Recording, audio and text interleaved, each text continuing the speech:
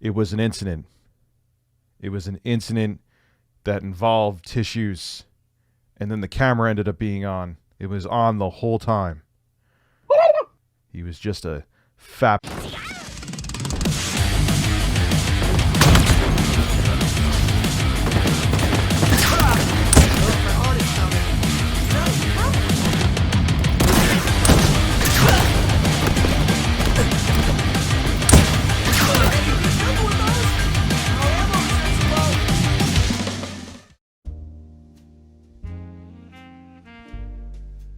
I don't really have an excuse for this one. This is just a really bad video and I wanted to talk about it, but it's about Rich and his take on the fact that exclusives are pretty much dying. I mean, I see that as nothing but a net positive, but some people gotta have some kind of issue with it, even though said issue is fucking horseshit at best, but that's the internet for you, so yeah, I don't think there needs to be any more preps. Let's just get right into it. Skip it up and that up.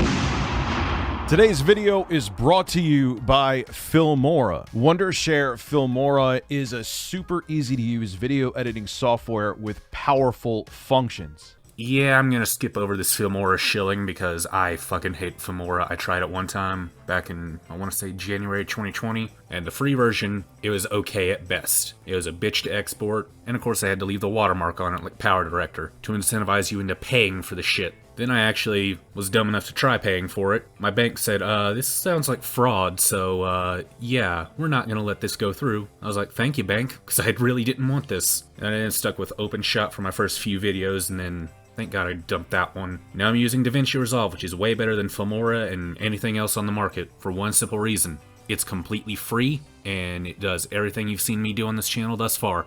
Like, the only genuine benefit I can think of with Wondershare Filmora is that split screen function that Rich starts talking about, but even with that, it just seems like a gimmick more than something I would genuinely want. So yeah, I'm sticking to DaVinci Resolve and I'm skipping over the rest of this ad. So throughout the years I have been doing this, one of the most contentious topics to discuss is exclusives, because there's people out there that feel that exclusives are absolutely necessary and they are the sole reason that people will choose a hardware platform. Yeah, and those people turn out to not be the wisest people that you want to listen to. Perfect example being Malcolm, you know, kind of made a name for himself by making a bomb thread over Sony deciding to not make Spider-Man exclusive to their PlayStation anymore. Yeah, man.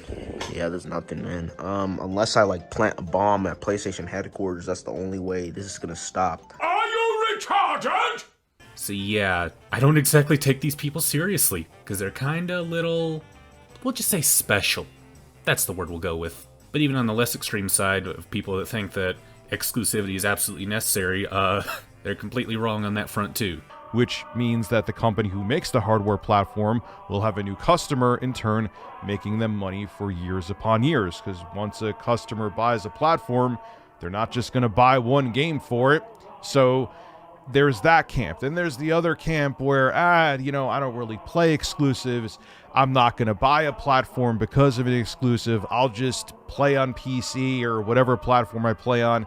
And if it ends up coming to PC or whatever platform I'm playing on, great. If it doesn't, great. In other words, sane people. Because, shocker here, people aren't going to go out and spend $400 to $500, or fuck, now it's, what, $600 in some regions? I don't fucking know anymore. People aren't going to spend that much just to play one game.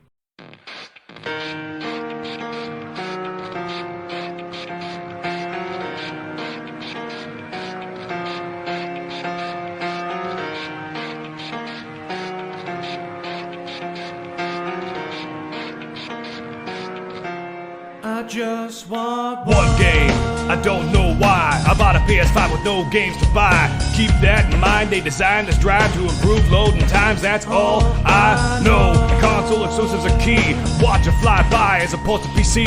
Lose exclusives at the end of the gen, I have no game to play, it's so unfair. Didn't look out below, throw my console right out the window. Try to hold on, but I didn't even know. Wasted it all just to watch movies. Spent all my time inside of my old games are tired. All I got is pause, just like the PS3. It's reminding me of a memory of a time when I cried so hard for launch titles, but in the end, it's just got no game. I paid so much for PS Plus, but in the end, it's just got no games.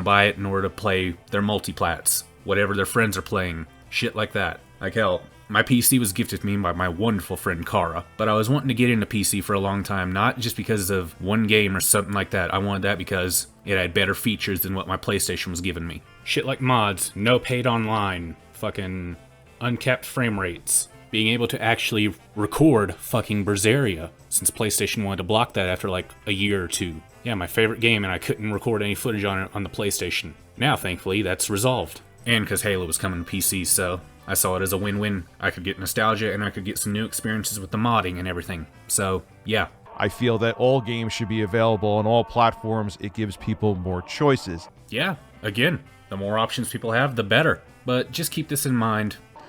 I'm kind of in between. I don't know how you can be divided on this. I mean, more games coming out on more platforms is nothing but a net positive. Like you said, people get the options of where they want to buy their games, where they want to play their games, shit like that. The company gets more money from both camps. It's an entire win-win. And especially in days like these where gaming is as dry as an Amish grandma. Yeah, it'd be nice if we could have shit like Spider-Man on Xbox or fucking Halo on a Switch, something like that. You know, that'd be nice for a lot of people, I bet. And it would be good for the economy, since the economy is butt-fucked. And people are saying that 2023 is going to be a terrible year for the gaming industry, so take what you can. Get rid of exclusivity. Rake in all the money you can. Like, the absolute worst case scenario I can even think of off the top of my head, as far as games going to other platforms like this, is maybe, say, Spider-Man goes on to Xbox and Sony decides they're going to raise the price on that version specifically from $70 to $80, just to factor in the revenue split they have to share with Microsoft and shit like that, and platform fees, yada yada, and vice versa if Xbox wants to put one of their games on PlayStation. That's the absolute worst that I can see happening from this, and I'm not even sure if that's entirely legal, so yeah, I just don't see any problem with games no longer being exclusive in any scenario. Not to sit on the fence, but I genuinely see the positives and negatives of both sides. Well, Xbox's Phil Spencer sat down for an interview with Bloomberg, and he talked about exclusives and where he feels exclusives are going to go in the future and why there shouldn't be exclusives and games should be on every platform. This is what he had to say. Console exclusives are something we're just going to see less and less of. Microsoft Gaming Chief predicted 2 years ago. Maybe you have in your household to buy an Xbox and I buy a PlayStation. Our kids want to play together, and then because we bought the wrong piece of plastic, we will bring more players, introducing friction, making people feel safe, secure when they're playing, allowing them to find their friends, play with their friends, regardless of what device. I think and maybe in the short run, there's some people and some companies that don't love it, but I think as we get over the hump and we see where this industry can continue to grow, it proves out to be true. Yeah, I think Phil Spencer hit it out of the park on that one. The more people get to play together, the more fun they get to have, the more money the companies get to make. Exclusivity literally hurts everyone. The most it does is give you some short-term boost in your profits because of how you lock down content and shit like that. Meanwhile, fucking Halo, it's seen an explosion ever since it's gone to PC, and it's been better than ever. I know I keep bringing up Halo, but that's the only one I can think of because that's the only one I've played extensively, and it's a good example. Now, the context of this, he was speaking about Microsoft's $68.7 billion acquisition of Activision Blizzard. So there's that motivation. I just want to put that out there where he may be just trying to, hey, regulators, don't worry about it. I'm not for console exclusives. We want to make sure the big company we purchased for over $68 billion, don't worry. We promise those games will go on other platforms. We pinky swear. Or they genuinely mean it, because what would be the point in them locking it down to one platform? I mean, I know it's not going to be one platform because they still got all the Microsoft exclusives coming to PC and everything, but what would be the point in completely excluding the PlayStation platform? That's a solid chunk of the gaming scene cut out of their profit margin. That'd be a really fucking stupid move on their end. Could it kill PlayStation? Absolutely. But what would be the point then? At that point, they're just pissing in the face of their customers, which Microsoft isn't exactly a stranger to, so it could happen. It'd be really fucking stupid if they did, again, but I don't see a reason why anyone would think that they're lying, trying to be like, oh, we're gonna put it on there just to save face or shit like that. No, they're gonna put it on there to see if they can make money, milk it for all they can. And if they later decide, you know what, we don't need this, we can live without it, oh well, that's their fucking decision. It's looking like a stupid-ass decision, but it's one they can make. That may be the reason he's doing it, but at the same time, he does have a point. The more access that people have to games, the more they're going to play them. And the more money they're going to fork over. That's the big thing. perfect example is all of the games that Sony is bringing over to PC. They're selling pretty well. For example, the PC ports of PlayStation games have done pretty good. This comes from VG charts. Horizon Zero Dawn has sold almost 4 million copies on PC in about a year and a half. Blue 18 has sold close to 2 million units on PC in just 2.5 months. And Days Gone has sold over 850,000 units on PC in about 10 months. Those are all pretty respectable numbers, especially Horizon Zero Dawn. All you're doing is providing more reason why they shouldn't be doing these exclusives anymore, since they're raking in pretty respectable numbers, as you said. But I'm always still torn on games not remaining exclusive. You know, it kind of... Look at Nintendo, for example. I don't think we should, because the main reason why Nintendo exclusives do well and such like that is because they make their hardware kind of gimmicky. The Wii, they had the whole motion control phase going around. Wii U, they wanted to make it semi-mobile. It sucked ass, but it's what they wanted to do. And they designed the games around these gimmicks and shit like that. But then all the multiplats and such like that, they gotta be cut down to the fucking bone just to run on the damn consoles. So, yeah, I wouldn't really want to consider Nintendo that much.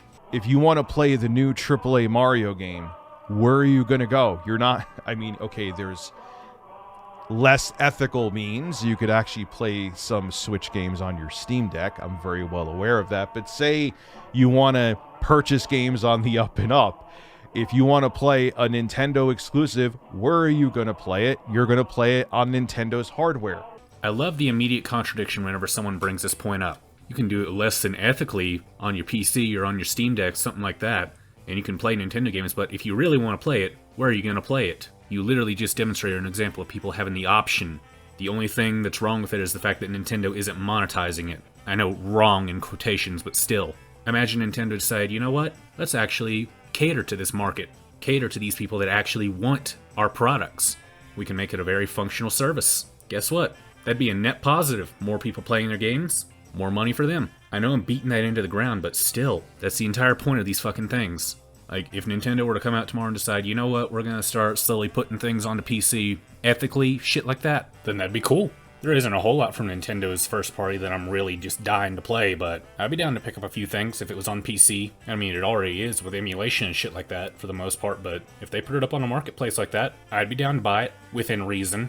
There's obviously a market for it. Nintendo just refuses to because I don't fucking know. You're not going to go anywhere. That's it. They're not going to make Super Mario Odyssey available on Steam anytime soon. And Nintendo does that for a reason.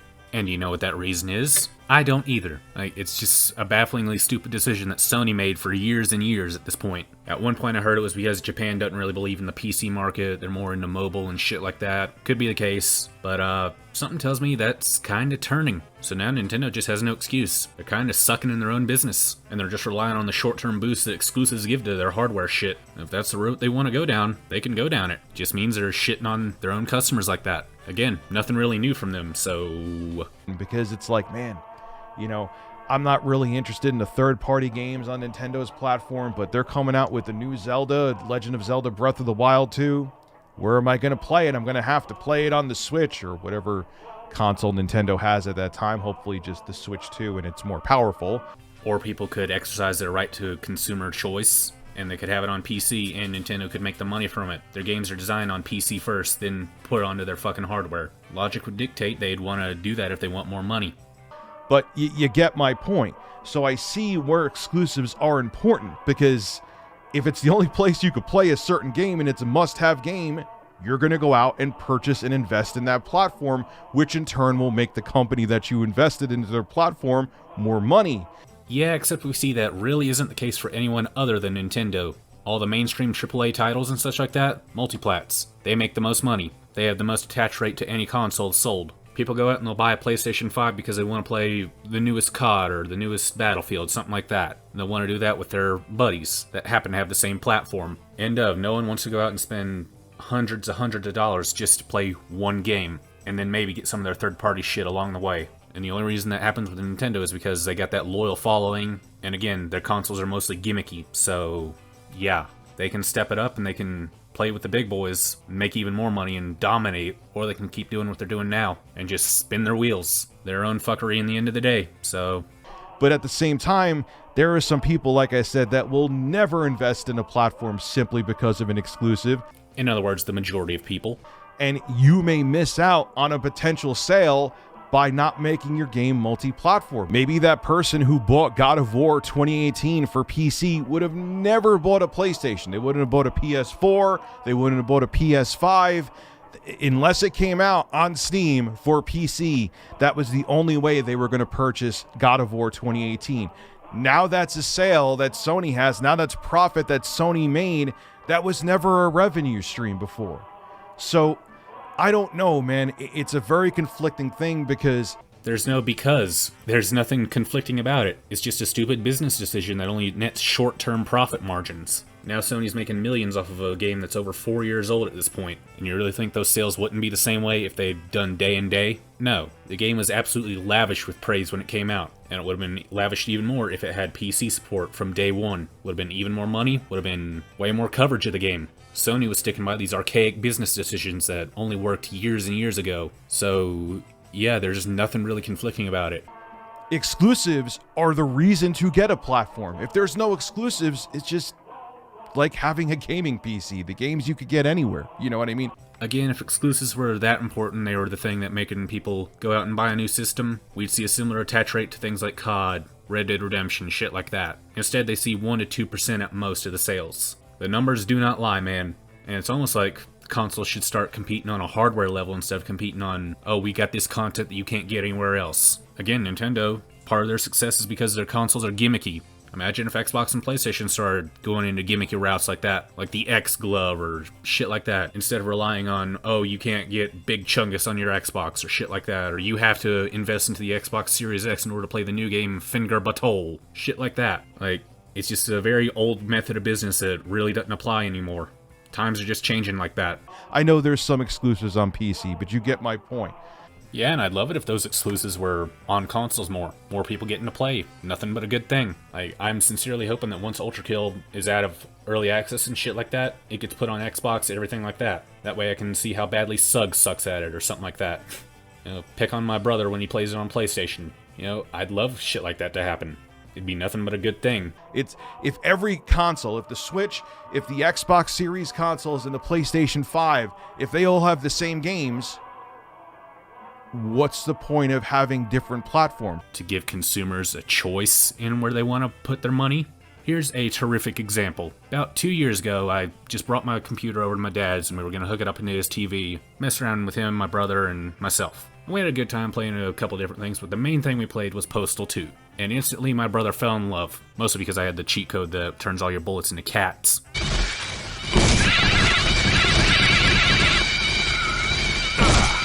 But anyways, he fell in love with it, and he was like, yeah, I want to get this on Dad's beat-up old-ass computer that isn't designed for gaming whatsoever, but he wanted to go and get it. I was like, okay, it should be able to run. It's an old-ass fucking game, so it should be able to do it, as long as you got a beefy enough processor. So then he starts looking, and I told him, well, let's just check real quick. We compared Steam prices to GOG prices. Steam had it at the usual price of only $10. You know, not bad for an 18-year-old game at the time. God damn, it's so crazy to think that game's almost 20 years old. Anyway, we get to looking at that. Then we look at the GOG price. My brother was able to get Postal 2 and the expansion, what's it called, Paradise Lost or something like that? It's either that or Apocalypse Weekend, I can't remember which one. Anyway, he got both of those for 99 cents each. All because I told him, hey, let's check what this other place is selling it for. That is competition done right. It's the same principle of you're looking to buy yourself a new t-shirt or something like that. You can go into Walmart and you can find something that's a little bit bigger and it costs a little bit more, but it gets the job done. It gives you something to cover your man tits with.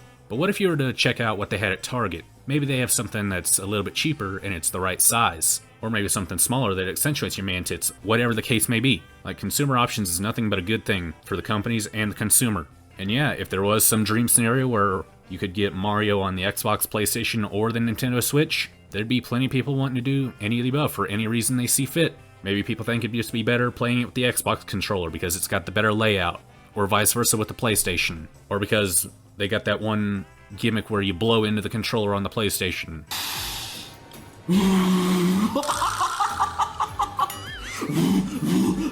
マジここ風読み取るんだこれ You know, that'd be nothing but a good thing. Minus, okay, maybe there's features on there, but if we're going by online features, especially for the Nintendo Switch, there's no incentive there. Way to prove my point. Again, neat features would be a buying point. And if that feature happens to suck on one platform compared to another, then that's a reason for the company to step up, to actually provide a better service and compete, instead of being like, we're going to give you this shit service, but we're also going to give you this one game that you can't get anywhere else. Give us money, you know? What if people had the choice of having both good games and good online, you know? Again, you're just proving the point that they should stop the exclusives of games and shit like that and just invest in the better features. So once we go to where games are multi-platform, like say even there's a crazy day that comes to where there's literally not that cheesy ass God of War knockoff, but say God of War Ragnarok one day comes to the Xbox Series consoles. It's not going to happen. But if it does, what's the incentive for you to go out and buy a PlayStation? Personal preference, the layout of the controller, maybe that gimmick where you blow into the controller. I don't see God of War having any use for that, but maybe they'll prove me wrong. Maybe that's part of the new threesome minigame they add in. I don't fucking know. Like, there's plenty of options other than, oh, this game isn't there anymore. But at the same time, maybe there's a customer on the Xbox consoles, the Xbox Series consoles, that would have never bought a PS5 for God of War Ragnarok, and now Sony has a sale that they would have never had because their game is available on their competitor's platform. I'm not trying to sit on the fence. You're not trying to sit on the fence, you just are, and for really stupid fucking reasons, making these terrible arguments. But go off, princess. But these are the realistic scenarios as to the benefits and drawbacks of every game being multi-plat. So I'm torn. Leave your thoughts in the comment section below. Kiss a bird.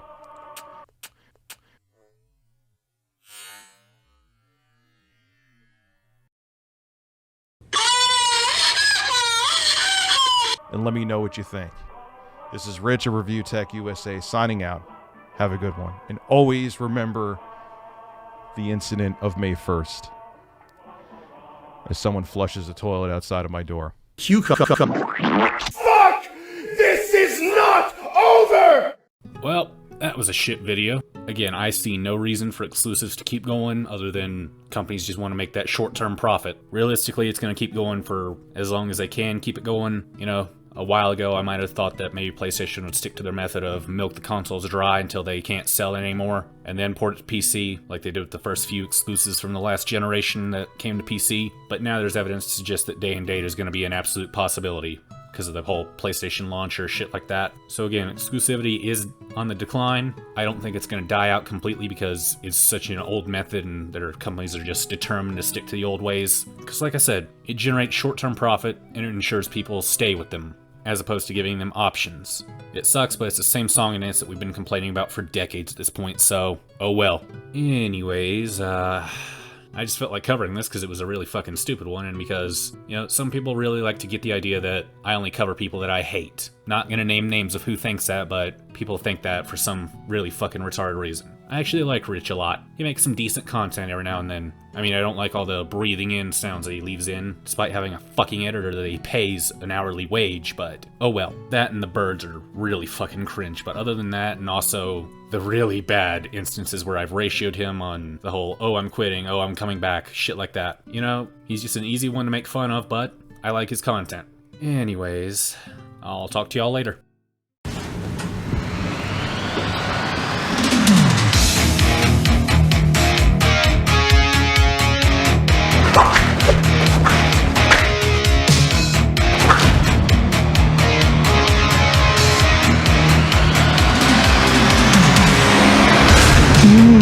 Sauerländer Gurken, knackig im Biss.